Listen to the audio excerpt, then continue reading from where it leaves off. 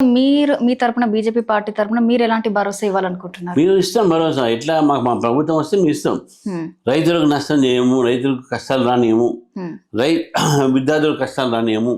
అదేవిధంగా మీకు ఉన్నటువంటి ఒక మహిళలకు కూడా ఇక్కడ రక్షణ కల్పిస్తాము. మహిళలతో పాటు ఇక్కడ ఉన్నటువంటి ఒక విద్యార్థులకు కూడా మేము మంచి ఒక వాతావరణంలో చదువు తీసుకునేటువంటి ప్రయత్నం చేస్తాము. కేంద్ర ప్రభుత్వం స్కీమ్స్ అని కూడా ప్రజల దాకా తీసుకుపోతాము. ఇది ఎందుకు అంటున్నాను మాట, ఆరోగ్య శ్రీ అని ఒకటి ఉన్నది, మనం వీళ్ళు పెట్టే ఆరోగ్య రాష్ట్ర ప్రభుత్వంది.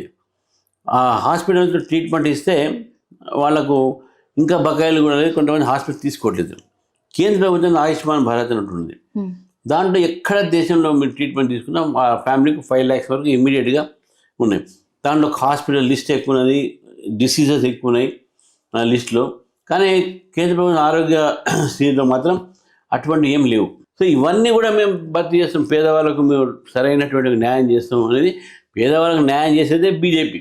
కాబట్టి ఈరోజు బీజేపీ ఎక్కడ ఎన్నికలు జరిగినా బీజేపీ గెలుస్తూ ఉంది.